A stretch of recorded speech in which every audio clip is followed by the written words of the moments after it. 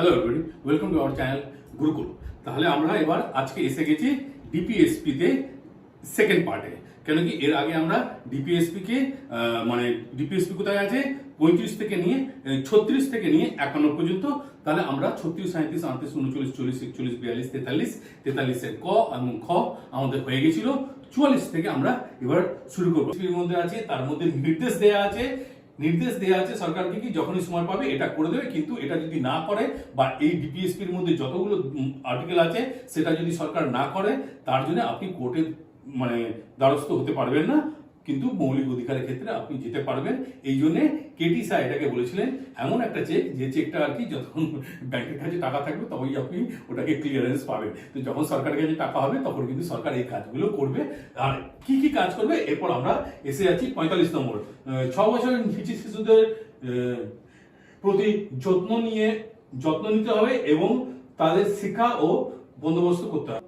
কি যখনই আপনি এই 45 নম্বর ধারার মধ্যে কি বলা আছে, 6 থেকে 14 বছর, ঠিক আছে, এখানে 6 লেখা আছে, কিন্তু 6 থেকে 14 বছরের শিশুদেরকে স্কুলে পৌঁছাতেই হবে আর ওদের জন্য শিক্ষার ব্যবস্থা করতে হবে। এই জন্য আজকাল স্কুলের মধ্যে বলা আছে কি মিড ডে মিল দেওয়া হবে, এই দেওয়া হবে, সবকিছু দেওয়া হবে এবং তাদেরকে 21 ক হিসাবে যে আর্টিকেলটা আছে 21 ক, সেটার মধ্যে রাইট টু এডুকেশনের ব্যাপারটা অলরেডি 86 অ্যামেন্ডমেন্টে এটা এনে দেওয়া হয়েছে।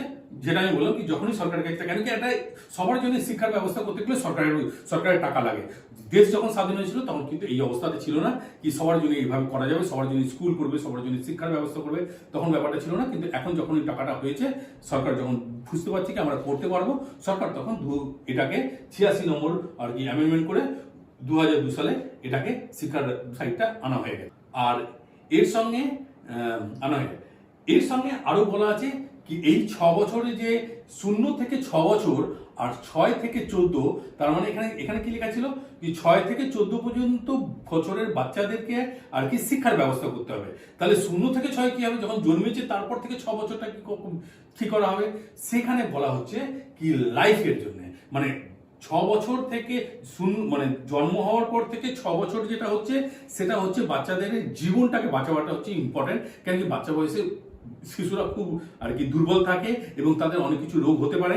তার জন্য ওই সময়টা শিশুকে হেলথের ব্যাপারে দেখতে হবে। যেমনি আপনি স্কুলের মধ্যে দেখবেন, স্কুলে বলছি যখন বাচ্চা যখন জন্মায় সঙ্গে সঙ্গে হসপিটাল থেকে ফ্রিতে পোলিওর ইঞ্জেকশন আর বাদ বাকি সব যত প্রায় 7-8খানা ইঞ্জেকশন আমার মনে হয়, আমি ঠিক জানি না, কিন্তু অনেকগুলো ইঞ্জেকশন আর কি 3 বছরের মাথায় আর কি 2 মাস, 3 মাস, 6 মাস পর সব ইঞ্জেকশন গুলো সরকার থেকে দেওয়ানো হয়। তার মানে বাচ্চার প্রাণের জন্য, বাচ্চার জীবনের জন্য আর কি 0 থেকে 6 বছর পর্যন্ত তাকে ইঞ্জেকশন ভ্যাকসিন গুলো দেওয়া হয় এবং 6 বছর থেকে 14 বছর সময় এই বয়সটার মধ্যে যেন প্রত্যেকটা বাচ্চা শিক্ষার অধিকার পায়। সে যেন একটু শিক্ষিত, নিজের নাম লেখা বা এমনি পড়াশোনা করার জন্য যেটা আছে, তারপর তার যদি ভালো লাগে সে হায়ার এডুকেশনে যাবে। তো এটা অলরেডি দেওয়া আছে এবং এইটার জন্যই কিন্তু আমাদের সংবিধান সংশোধন করে এটা আর কি 86 অ্যামেন্ডমেন্ট করে 2002 সালে এটাকে 21 ক হিসাবে আনা হয়েছিল।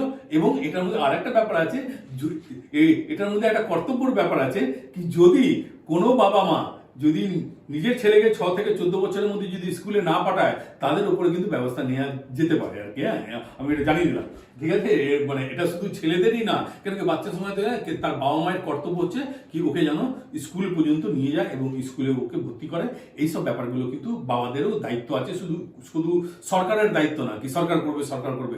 আমার যারা বাবা মা তাদেরও তো দায়িত্ব আছে কি তাদের ছেলে মেয়েকে যেন 6 থেকে 14 বছরের মধ্যে যেন পারফেক্টলি তাকে যেন অন্য কাজে না নিয়ে গিয়ে ওকে যেন পড়াশোনার জন্য স্কুলে নিয়ে যাওয়া এবং স্কুলে পৌঁছে দেওয়ার দায়িত্বটা হচ্ছে তার মা বাবার। তাহলে এই ব্যাপারটা হয়ে গেল, আমি 45 নম্বর হয়ে গেল। এবার আমরা চলে আসছি 46 আর্টিকেল নাম্বার 46। তো আর্টিকেল নাম্বার 46 এ কি বলা আছে, তপশিলি জাতি, তপশিলি উপজাতি, অন্যান্য যে শ্রেণী মানুষদের শিক্ষা, অর্থনৈতিক স্বার্থ সংরক্ষণ এবং উন্নয়নের জন্য রাষ্ট্রের সচেষ্ট হবে, চেষ্টা করবে রাষ্ট্র। হ্যাঁ, তার শিডিউল কাস্ট, শিডিউল ট্রাইব ও OBC, backward class, OBC backward class, ঠিক আছে।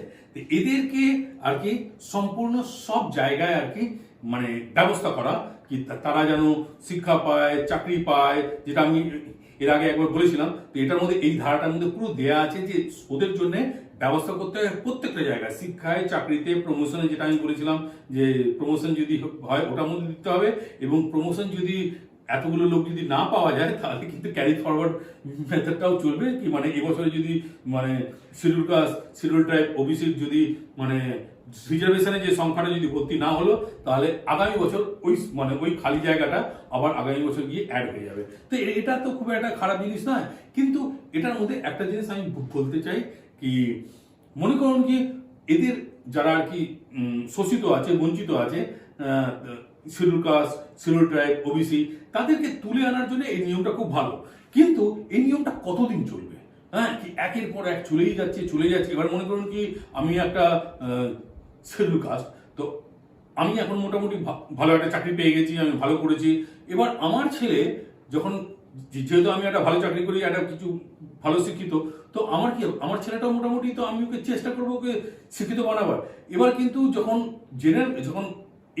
বড় হয়ে যাবে, তখন যদি আমার ছেলেটাও যদি কিন্তু এই রিজার্ভেশনের কোটায় যদি যায়, তো রিজার্ভেশনের কোটায় দেওয়া হয়েছিল কেন কি, তাদের কাছে পয়সা কৌড়ি নেই, বেশি ভালো মতন পড়তে পারে না, তো তাদেরকে রিজার্ভেশন দেওয়া হোক। এবার তো আমি উপযুক্ত হয়ে গেছি, তো আমার ছেলেকে উপযুক্ত করবো, সেটা আমার দায়িত্ব। কিন্তু আমি মানে যেহেতু আমি শিডিউল কাস্ট, তো আমার ছেলেও আবার কি এর মধ্যে পড়বে, মানে শিডিউল কাস্টের মধ্যে যাবে, এটা কিন্তু খুব একটা ভালো না, তাই না? এই জিনিসগুলো কিন্তু সরকার সবসময় চায় কি এর মধ্যে বেশি কোনো একবার হয়ে যাওয়ার পর না, সরকার কিন্তু বাধ্য, কেন কি প্রত্যেকটা সরকার কোনো না কোনো পার্টি চালাচ্ছে, আর যে পার্টি কি পপুলার হতে চায়, এবার পপুলার হওয়ার জন্য ওরা আর কি এটাকে মানে যে জিনিসটা একবার স্টার্ট হয়ে যাওয়ার পর না, বন্ধ করাটা ওই পার্টির জন্য খুব, মানে ওই পার্টিটাই হেরে যাবে। হ্যাঁ, মানুষ ওকে হারিয়ে দেবে, মানে তাদের মানে বললাম, মানে ভোট এমন ভাবে হচ্ছে কি যাতে কেউ যদি কিছু দিল, লোক ওকে ভোট দিয়ে দিচ্ছে, আর যদি ওখান থেকে ও সরিয়ে দিল কি এইটা দেওয়া হবে না, লোক ওকে হারিয়ে দিচ্ছে। তো এরকম একটা ব্যাপার। তো এই জন্য এবার এটা 2020 পর্যন্ত ছিল, তো 2020-তে নরেন্দ্র মোদী আবার এটাকে 10 বছরের জন্য এক্সটেনশন করে দিয়েছে, হ্যাঁ, কি 2030 পর্যন্ত মানে কি বলে রিজার্ভেশনটা কিন্তু কন্টিনিউ চলবে। এটা 2020-তে কিন্তু এর ছিল, মানে ডেডলাইন ছিল, মানে আবার রিভিউ করে এটাকে 10 বছরের জন্য আবার উনি বাড়িয়ে দিল। হ্যাঁ, তো মানে এগুলোকে আর কেউ আটকাতে পারবে না, এটা ভালো জিনিস, কিন্তু তার মধ্যে কিছু জিনিসকে তো ভাবা উচিত। কিন্তু কি বললাম, সরকার খেয়ে চালায়, পার্টি চালায়, আর পার্টি চায় কি পপুলার হতে, যাতে কি আগামী বছরের পর বছর যেন ওরা থাকে।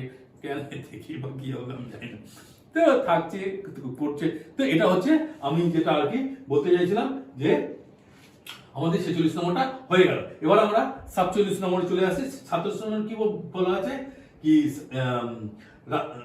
রাষ্ট্র নাগরিকদের স্বাস্থ্য, জীবনযাত্রার মান উন্নতি ঘটবে, পুষ্টিকর খাদ্যের মানে উন্নয়ন করতে হবে, মানে পুষ্টিকর খাদ্য। এবার শিক্ষাটা হয়ে গেল, শিক্ষাটা হয়ে যাওয়ার পর রিজার্ভেশনের ব্যাপারটা দেখিয়ে দিল। এবার রিজার্ভেশনের পর এবার যেন পুষ্টিকর খাবার, তার মানে সরকারের কাজ হচ্ছে কি ভালো মতন পুষ্টিকর খাবার আর কি নাগরিকদের জন্য আর কি ব্যবস্থা করে। তার মানে বুঝতে পারছেন কত সুন্দরভাবে এটাকে বানানো হয়েছে, কি সব কিছু নাগরিকদের জন্য। কিন্তু এটার উপরে কি বললাম, যদি সরকার যদি না করে তাহলে কিন্তু আমরা কেউ কিচ্ছু করতে পারবো না।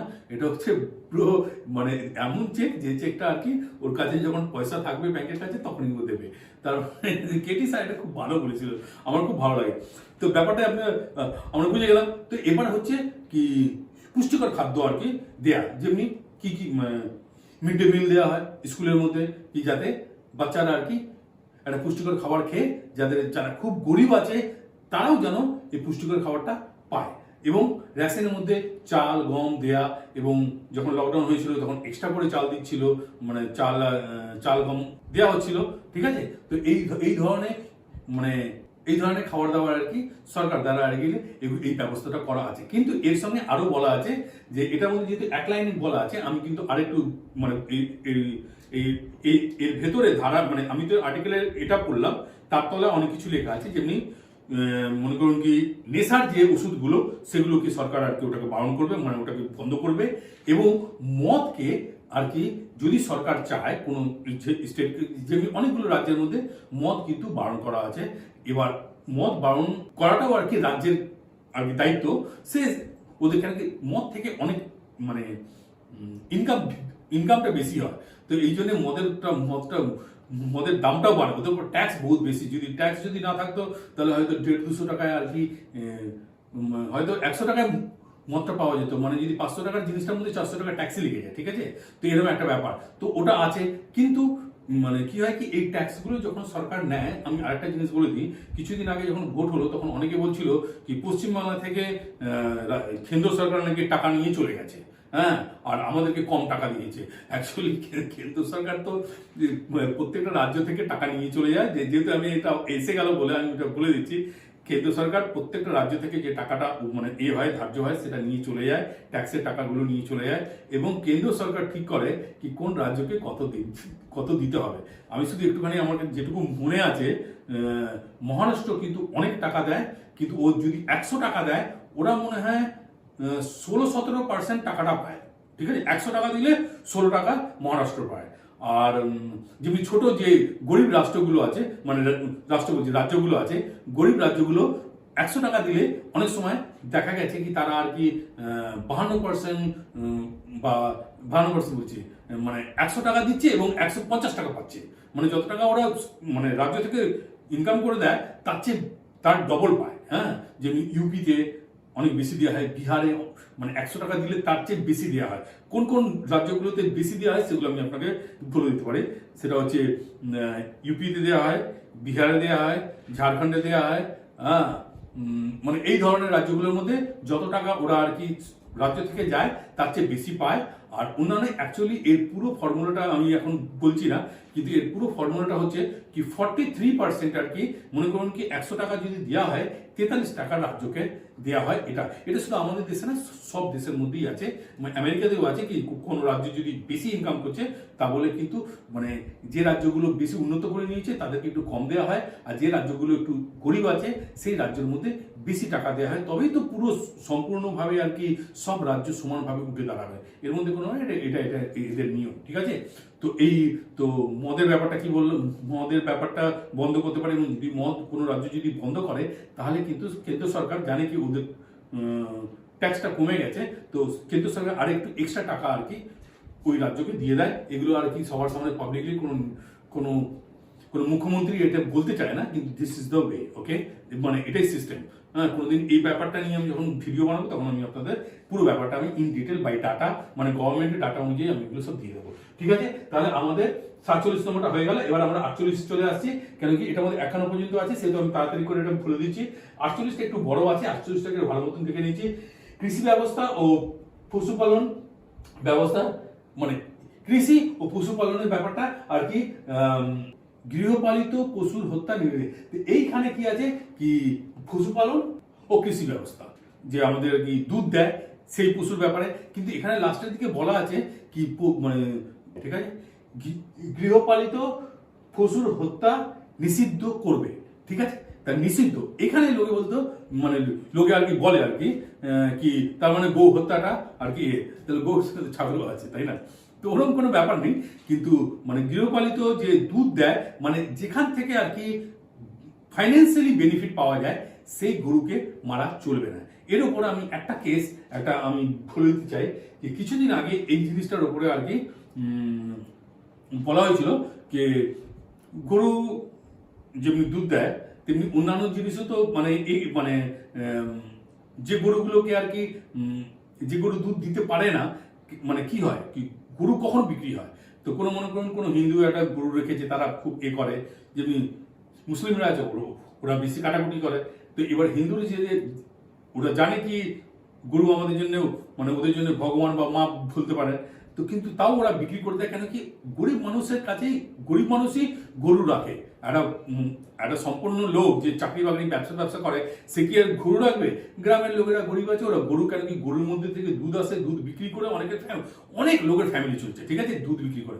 তো যখন দুধ দেয় না, তো নিজের খাওয়ার পয়সা নিয়ে তো গরুকে কি করে খাওয়াবে, সেই গরুগুলিকে বিক্রি করে দেওয়া হয় এবং ওই গরুকে কম দামের মধ্যে অন্যরা কিনে নিয়ে গিয়ে ওটা কাটে।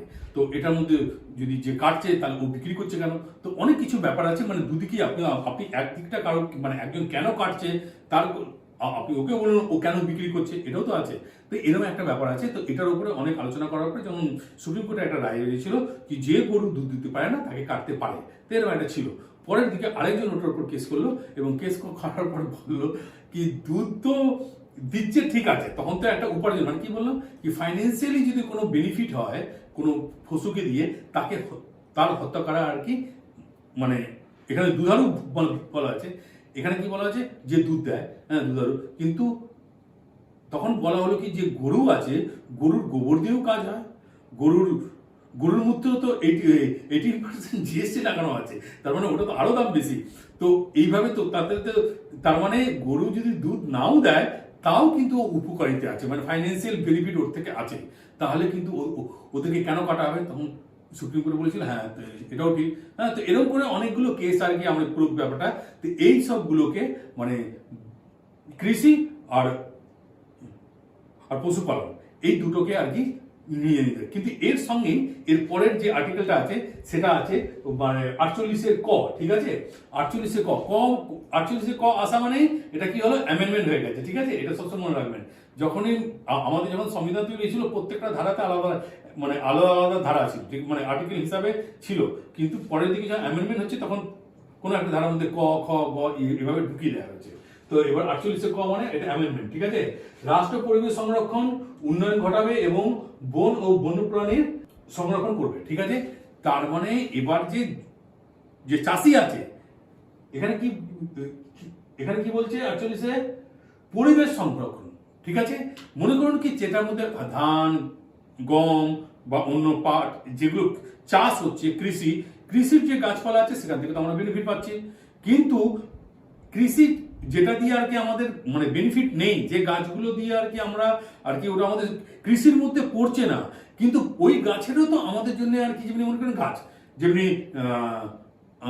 অশ্বত্থ গাছ আমাদেরকে অক্সিজেন দেয়, মানে 24 আওয়ার্স অক্সিজেন দেয়, তো ওটা আমাদের জন্য ভালো। এবং অন্যান্য যত গাছ আছে, গাছ তো দরকার, মানে এটাতে গাছ পরিবেশের জন্য ভালো, তাহলে এই জন্যে কৃষির সঙ্গেই আর কি আরেকটা দেওয়াকে পরিবেশকে রক্ষা করার জন্য আর কি গাছাড়া লাগাতে হবে। এবং কি বললাম যে গরু দুধ না, যে পশুরা দুধ দেয় যাতে থেকে আমাদের ফাইন্যান্সিয়াল বেনিফিট হয় বা অন্যান্য বেনিফিট হয়, সেটা তো ঠিক আছে, কিন্তু তার সঙ্গে তো অন্যান্য পশুও আছে। কি পশু? বাঘ, ভাল্লুক, হ্যান ত্যান, জঙ্গলের মধ্যে মানে ওয়াইল্ড এনিমেল যারা আছে তারাও তো আর কি মানে এক ধরনের পশু, তাদেরও তো সংরক্ষণ দরকার। এই জন্য এই 48 এতে বলা আছে কি পরিবেশ সংরক্ষণ ও উন্নয়ন ঘটবে এবং বন্য প্রাণীর সংরক্ষণ করবে। তার মানে এই জন্য আমাদের দেশের মধ্যে দেখবেন প্রত্যেকটা রাজ্যের মধ্যে স্যাঞ্চুরি বানানো আছে। স্যাঞ্চুরি মানে হচ্ছে কি একটা জঙ্গলের মতো জায়গা, সেখানে আর কি সব মানে জঙ্গল থাকলে কি হচ্ছে পরিবেশটা ঠিক হচ্ছে, ওখানে গাছপালা আছে এবং তার সঙ্গে ওখানে বন্য প্রাণীরা আছে, ওয়াইল্ড অ্যানিমাল আছে, তাদেরও সংরক্ষণ হচ্ছে। তাহলে আপনি দেখবেন কাজিরাঙ্গা ন্যাশনাল পার্ক, এই ন্যাশনাল পার্ক, ওই ন্যাশনাল পার্ক, সারা ভারতবর্ষে প্রত্যেকটা রাজ্যে একটা দুটো করে ন্যাশনাল পার্ক আছে। কেন কি ওখানে আর কি পরিবেশ রক্ষণ হচ্ছে এবং বন্য প্রাণী যারা আছে ওয়াইল্ড অ্যানিমালদেরও সংরক্ষণ করা হচ্ছে। তার মানে চাষে 48 নম্বরটা ভালো মতন বুঝে নিন। একটা হচ্ছে চাষ, একটা হচ্ছে দুধ দেওয়ার যে পশু আছে আর কি পশুপালন, এটা এবং এর সঙ্গে এটাও কিন্তু অ্যামেন্ডমেন্ট করে আনা হলো কি শুধু চাষের জন্য দেখলে হবে না, চাষের সঙ্গে যে পরিবেশের জন্য যে গাছ দরকার সেই গাছকে সংরক্ষণ করতে হবে এবং শুধু দুধ দিচ্ছে সেই পশুকে না করে তার সঙ্গে যে পশুরা আর কি মানে ইকোসিস্টেমকে ঠিক করে রাখছে আর কি, জঙ্গলের মধ্যে যে ওয়াইল্ড এনিমাল আছে তাদেরকে সংরক্ষণ করতে হবে। এই জন্য তো দেখছেন কি কোথাও যদি মানে বাঘ মারা যাবে না, হরিণ মারা যাবে না, সলমান খান তো হরিণ মারতে গিয়ে একেবারে অবস্থা খারাপ হয়ে গেছিল, মানে মারলেই আর কি পুরো একেবারে যাবজ্জীবন জেল, এরকম একটা ব্যাপার। তো সব নিয়ম বানানো হয়েছে যাতে সবাইকে সংরক্ষণ, মানুষই তো সবার জন্য সংরক্ষণ করবে, পশুকে সবার সংরক্ষণ করবে। তো আমাদের সংবিধানে সবার জন্য, সবার অদ্ভুত একটা সংবিধান যার মধ্যে সবার জন্য মানে ব্যবস্থা করা আছে, ঠিক আছে। তাহলে আমরা 48 নম্বরটা আশা করি আমি মোটামুটি বোঝাতে পেরেছি কি এটা কিন্তু হচ্ছে মেন ব্যাপার। কি প্রথমটা হচ্ছে কৃষি, আমি আরেকবার রিপিট করে দিচ্ছি, কৃষি আর পশুপালন, সেটা দুধ যে পশুরা দুধ দেয়, দুধারু পশু, সেটা ধারা হয়ে গেল। এবং যারা কৃষিতে যেটা আছে এবং তার সঙ্গে অন্যান্য যে মানে গাছপালা আছে সেটা হচ্ছে পরিবেশ। আর এখানে যে দুধ দেয় যে এনিমাল, তাছাড়া ওয়াইল্ড এনিমালও আছে, তাদেরও সংরক্ষণের জন্য সেঞ্চুরি বানানোর জন্য আর কি ব্যবস্থা করার জন্য আর কি সরকারকে এটা হচ্ছে নীতি নির্দেশ দেওয়া হচ্ছে। DPSP directed principal of state policy, ঠিক আছে, এটা পলিসির মধ্যে আনতে হবে, কিন্তু যদি না আনে আমরা কিচ্ছু করতে পারবো না, ঠিক আছে। তাহলে এটা হয়ে গেল, কিন্তু সরকার যখন সময় হবে এগুলো আনছে, আমরা সবকিছু আছে, ঠিক আছে। এরপর 39 মধ্যে কি বলছে, রাষ্ট্র ঐতিহাসিক স্মারকগুলোকে জন্য জাতীয় গুরুত্বপূর্ণ সংস্থাগুলো সংরক্ষণ করবে, মানে যত হেরিটেজ যে বিল্ডিং গুলো আছে, কেন কি এগুলো খুবই। তাহলে আমি একটু আরেকটা বলে দিই কি, এটার মধ্যে যে 48A যেটা আছে তার মধ্যে বলা আছে কি স্টেট কি করবে, স্টেট করছে আর কি এইটা কি বলে পরিবেশ রক্ষার জন্য বন সেঞ্চুরি বানাবে, এটা করবে, এবং ওয়াইল্ড লাইফের জন্য আর কোনো সেঞ্চুরি বানাবে যাতে ওয়াইল্ড লাইফের সংরক্ষণ করা হয়। কিন্তু এর সঙ্গে স্টেটের সঙ্গে সিটিজেনকেও আর কি দায়িত্ব দেওয়া হয়েছে ঠিক এই আর্টিকেলের মধ্যে, যে কি সিটিজেন কি করবে। তো সিটিজেনের দায়িত্ব হচ্ছে ওরাও আর কি পরিবেশের ওপর, মানে পরিবেশ যাতে ঠিক থাকে তার জন্য গাছপালা লাগানোর দায়িত্বটাও হচ্ছে আর কি সিটিজেনেরও, এই মানে এটা কর্তব্য আর কি। হ্যাঁ, কিন্তু আমি যেটা বারবার বললাম যে এটা আর কি ডিপিএসপির মধ্যে আছে, তার মানে ডিপিএসপির মধ্যে থাকার দরুন এটার উপর আপনি কোনো মানে কোর্টে ইনফোর্স করতে পারবেন না, মানে দ্বারস্থ হতে পারবেন না। তো আমাদের এখানে এমন ভাবে আছে কি 48-এর ক হিসাবে আর কি এটা 42nd অ্যামেন্ডমেন্ট করে আর কি এটাকে আনা হয়েছিল। এটা কবে 42nd অ্যামেন্ডমেন্টটা, এটা হচ্ছে 1976-এ ইন্দিরা গান্ধীর সময় আর কি। এটা অ্যাকচুয়ালি 42nd অ্যামেন্ডমেন্টটা আমি একবার এটাকে নিয়ে আলাদা আমি বলবো। 42nd অ্যামেন্ডমেন্টটা একটা বহুত বড় অ্যামেন্ডমেন্ট, ঠিক আছে। এটার মধ্যে প্রায় 51টা না 52খানা মানে পাতা আছে, ঠিক আছে।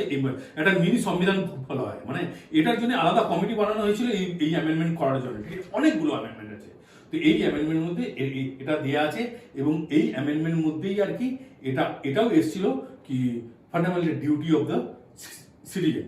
এর মধ্যে আর কি সিটিজেনরা কি করবে পরিবেশের জন্য, মানে পরিবেশ রক্ষা করার জন্য আর কি সিটিজেনের কর্তব্য হচ্ছে কি আরো গাছপালা এটা লাগানো। কিন্তু ওই দুটোই আর কি 51 ক আছে, ঠিক আছে, ওটাও 51 ক, আর এটা হচ্ছে 48-এর ক।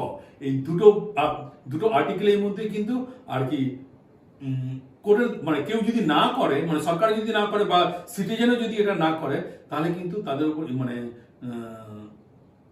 কি বলে ওটাকে মানে কেউ আর কি আপনি যদি না করেন বা সরকার যদি না করে, এর জন্য আপনি কোর্টের সামনে যেতে পারবেন না, বা কোনো পানিশেবল আর কি এটা নয়, মানে কোনো পানিশমেন্ট হবে না, মানে কোনো কিছু মানে হবে না। আপনি যদি করেন, আপনার যদি মনে হয় যে হ্যাঁ এটা আমার করা উচিত, মানে আপনার বিবেকশীল হিসাবে আপনি যদি মনে করেন আপনি করবেন, আর যদি ব্যবস্থা যদি থাকে তাহলে করবেন, যদি ইচ্ছা থাকে তাহলে করবেন, হ্যাঁ, কিন্তু না করলে কোনো কিছু যায় আসে না, মানে কেউ কিছু করতে পারবে না, ঠিক আছে। তো এটা হচ্ছে 48। এরপর হয়ে গেল 50-এর মধ্যে যেটা আমি বললাম কি এরপর 49-এর মধ্যে কি আছে কি রাষ্ট্র স্মৃতিসৌধগুলির অন্যান্য জাতীয় গুরুত্ব, মানে যেটা আর কি জাতীয় গুরুত্বপূর্ণ স্থানগুলোর সংরক্ষণ করবে, মানে কি যেখানে আর কি বড় যদি তাজমহল আছে বা এগুলো মানে হেরিটেজ সাইট যেগুলো আছে সেটাকে আর কি সংরক্ষণ করার দায়িত্ব কিন্তু স্টেটকে বলা হয়েছে। কেন কি দেখুন, কোনো জিনিসকে মনে করুন তাজমহল আছে, লালকিল্লা আছে, বা অন্যান্য যে বড় বড় যে জায়গা আছে, যেমনি নালন্দা যেটা আছে, ওটাও একটা হেরিটেজ। এবং যে কেন কি আমাদের দেশের সারা পৃথিবীতে ভারতবর্ষ একটা মানে ভারতীয়, আমরা যে ভারতীয়রা আছি আমরা খুব উচ্চ মানের লোক, হ্যাঁ, মানে আমরা অনেক সভ্য মানুষ, মানে পৃথিবীতে যখন সভ্যতা আসেনি তখন আমাদের এখানে সভ্যতা এসেছিল। পৃথিবী এখনো পর্যন্ত যেটা পাওয়া গেছে কি পৃথিবীতে প্রথম আর কি টাউনশিপ আর কি শহরের মতন আর কি বসবাস করতো যে মানুষরা, সেটা হচ্ছে ভারতবর্ষ, ঠিক আছে। কোথায়? সিন্ধুঘাটের সভ্যতার মধ্যে এটা আছে, ওখান থেকে এবার পাওয়া গেছে কি ওখানে পুরো পাওয়া গেছে সবকিছু, কি ওরা কিভাবে থাকতো, কিভাবে কি করতো, সিটি ছিল, শহরের মধ্যে নর্দমা ছিল, রাস্তা ছিল, হ্যাঁ, তারপরে ঘরের মধ্যে রান্নাঘর আলাদা থাকতো, শোয়ার ঘর আলাদা থাকতো, এগুলো সব পাওয়া গেছে। তো আমাদের দেশের মধ্যে প্রথমে আর কি সোনার আর কি কয়েন, রূপোর কয়েন, তামার কয়েন, এবং কি গ্লাসের কয়েনও আর কি গুপ্তকালে এবং মানে এগুলো আর কি মানে আমাদের যত মানে আমাদের আর কি ঐতিহাসিক এই ব্যাপারগুলো, যেটা দিয়ে আমাদের মানে বিগত মানে আমরা কারা আর কি চিনতে পাই। তো এইসব জিনিসগুলোকে আর কি সংরক্ষণ না করলে আগের যে প্রজন্মরা তারা কি দেখবে, তাই জন্য এগুলোকে সংরক্ষণ করা খুব দরকার।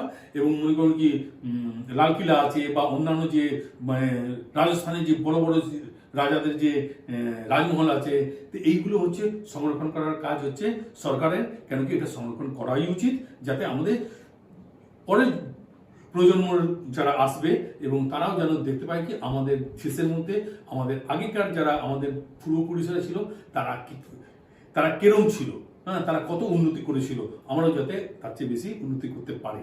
ঠিক আছে, এর পুরো দেখাশোনাটা করে আর্কিওলজিক্যাল সার্ভে অফ ইন্ডিয়া। ঠিক আছে, এর পুরো দেখাশোনাটা করে এবং এর সঙ্গে একটা ইন্টারন্যাশনাল সংস্থা আছে ইউনেস্কো আর কি এটা করে। কিন্তু ভারতীয় যে সংস্থাটা হচ্ছে আর্কিওলজিক্যাল সার্ভে অফ ইন্ডিয়া, এর আন্ডারে আর কি এই যতগুলো মানে আমাদের খুব মূল্যবান যে জায়গাগুলো আছে, যে মনুমেন্টগুলো আছে, যে বাড়ি ঘরগুলো আছে বা যে জায়গাগুলো আছে, সেগুলোকে আর কি সংরক্ষণ করা হয়। সেটা আমাদের অলরেডি করা হচ্ছে, কিন্তু এটা সংবিধানের মধ্যে 49 নম্বরে এতে দেয়াই আছে। ঠিক আছে, 50 নম্বরটা হচ্ছে খুব ইজি।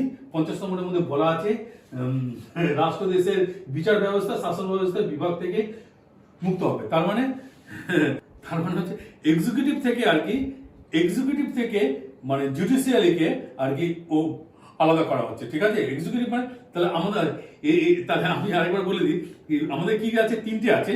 একটা লেজিসলেটিভ, মানে অ্যাকচুয়ালি যে কোনো আর কি আমাদের পুরো একেবারে দেশটা এই চারটির ওপর আর কি মানে আছে। সেটা হচ্ছে legislative, executive, judiciary and media. আর মিডিয়ার কথা তো বলাই দরকার নেই। ঠিক আছে, আমি তিনটে নিয়ে করছি, একে আমি ছেড়ে দিচ্ছি। ঠিক আছে, মানে এরা এমন করেছে। তো লেজিসলেটিভ কারা, যারা এখানে নিয়ম তৈরি করে, সংসদের মধ্যে যে নিয়মটা তৈরি হচ্ছে ওটা সব লেজিসলেটিভ পাতি বাংলা যদি বলি নেতা হচ্ছে লেজিসলেটিভ।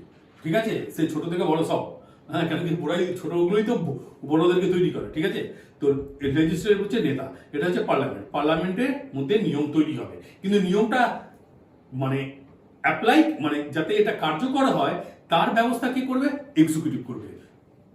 ইনকাম ট্যাক্সের যে অফিসার আছে তারা আর কি ইনকাম ট্যাক্সের ব্যাপারটা দেখে। এরকম অনেক ধরনের আর কি ডিপার্টমেন্ট আছে, সেবি আছে, এই আছে, ইলেকশন কমিশন আছে, সিআইডি, মানে এই ধরনের পুরো মানে এই নিয়মগুলো যা যা বানানো হয়, এরা আর কি এক্সিকিউটিভ যারা আছে, যারা আমলা আছে, মানে তারা আর কি এটাকে এক্সিকিউট করে সব জায়গায়, কি দেশের সবার কাছে যেন এই নিয়মগুলো পৌঁছায়।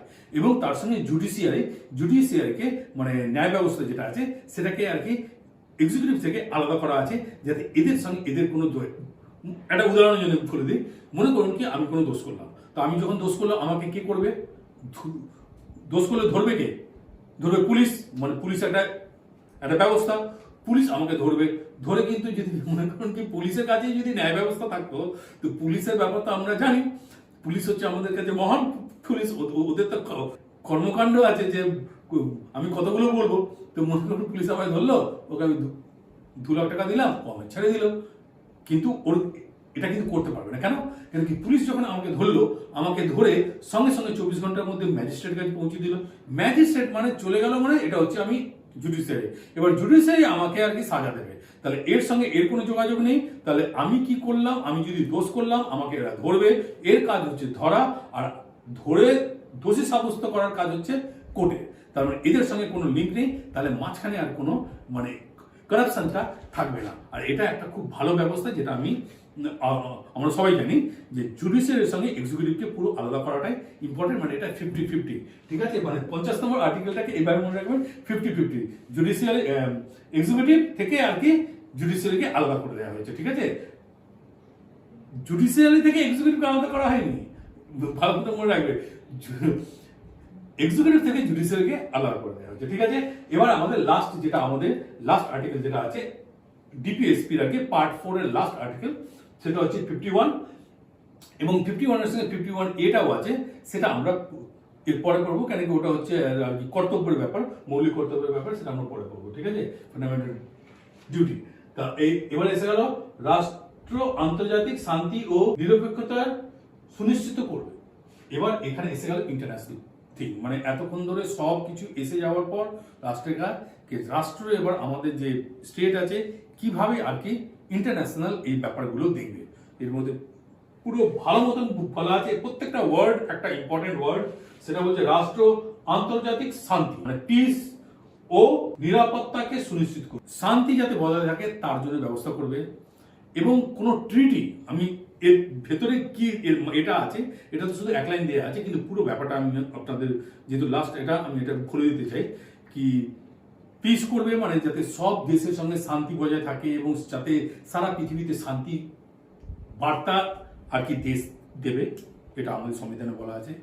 এবং যদি কোনো দেশের সঙ্গে ট্রিটি হয়, তাহলে ট্রিটি মানে সন্ধি হলো, কোনো কথাবার্তা হলো কি এটা এটা আমরা করবো, এটা তো যদি ট্রিটি হয় সেই ট্রিটির শর্ত অনুযায়ী ভারতবর্ষ সবসময় যেন ওটা পালন করবে। এবং আজ পর্যন্ত ভারতবর্ষ কোনো ট্রিটিকে ফেল করেনি, এটা আমি যতটুকু জানি, I am sure about that. Okay, কোনোদিন ভারতবর্ষ একবার যখন এটার মধ্যে থাকে যিনি সিকিউরিটিতে সাইন করেনি তো করেনি, যদি করে দিল তো একেবারে ভারতবর্ষ ওই নিজের ট্রিটিকে নিয়ে খুব ভালো মতন আর কি মানে।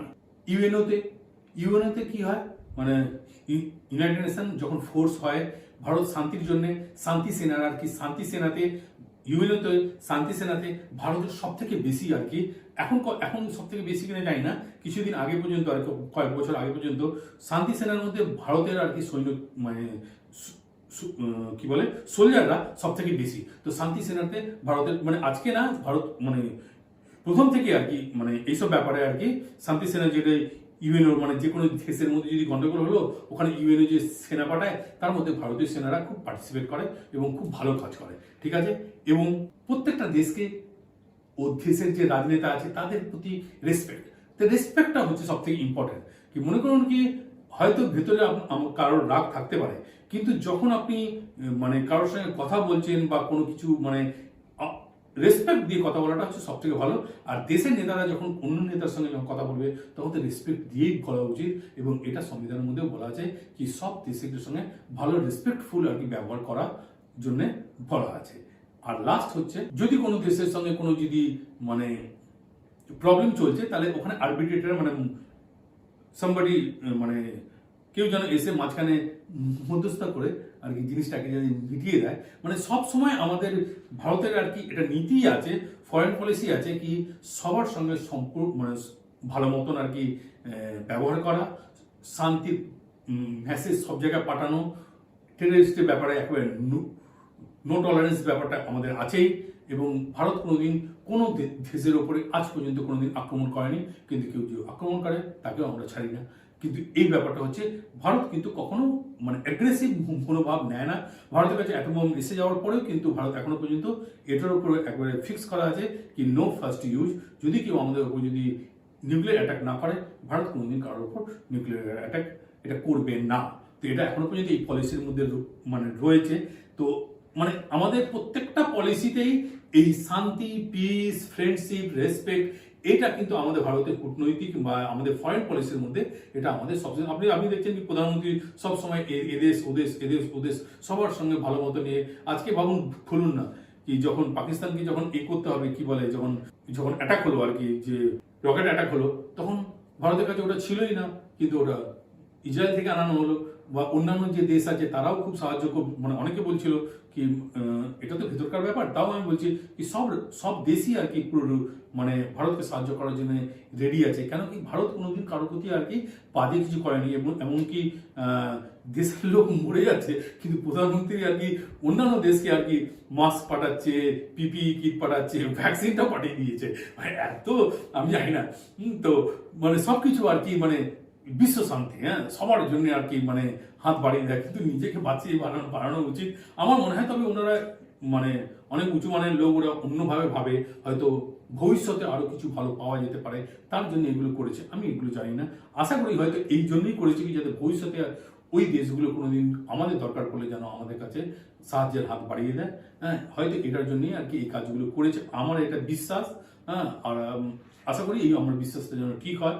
কেন কি দেশের প্রতি, দেশের নেতার প্রতি, দেশের মন্ত্রীর প্রতি আমাদের ওইটুকু মনোভাব তো থাকা উচিত কি তারা আমাদের দেশের যেন দেশের জন্য কোনো নেতাই দেশের ক্ষতি করে মানে কোনো নেতাই আমাদের নিজের দেশের ক্ষতি করে আর কি অপর দেশের উপকার করবে না, কেন কি দেশ সবার আগে। আওয়ার কান্ট্রি মানে যে কোনো ছবি বলে কান্ট্রি ফার্স্ট, ইন্ডিয়া ফার্স্ট, দেন এভরিবডি, ওকে। কিন্তু তার মধ্যেও আর কি ব্যাপারটা আছে। তাহলে আমরা ডিপিএসপির পুরো সম্পূর্ণ ব্যাপারটা আমাদের বলা হয়ে গেল। এটা যদি খুব লম্বা হয়ে গিয়ে থাকে, হ্যাঁ আমি যেটা বলছিলাম, যদি লম্বা হয়ে গেলে এটাকে আমি দুটো পার্ট করে দেবো, আর তা নাহলে আমি একটা পার্টের মধ্যে এটাকে নিয়ে আসবো। আশা করি আমি ব্যাপারটাকে ডিপিএসপিটা বুঝিয়ে দিয়েছি। নেক্সট হচ্ছে ফান্ডামেন্টাল ডিউটি, মানে ডিউটি কিভাবে করা যায়, মানে কিভাবে করতে হবে। কারণ আমাদের সবসময় চাহিদা যে আমার এটা দাও, আমার ওটা দাও, এটা দাও, মানে সবাই চাইছে আমাকে করে দাও, কিন্তু আমি কিছু করবো না। আমাদেরও কিছু দায়িত্ব হয়, তা আমাদের কি দায়িত্ব আছে, আমাদের কি কর্তব্য আছে, সেটা আমরা এর পরের ভিডিওতে আমরা এটা দেখবো কি 51 ক। ওকে, নমস্কার।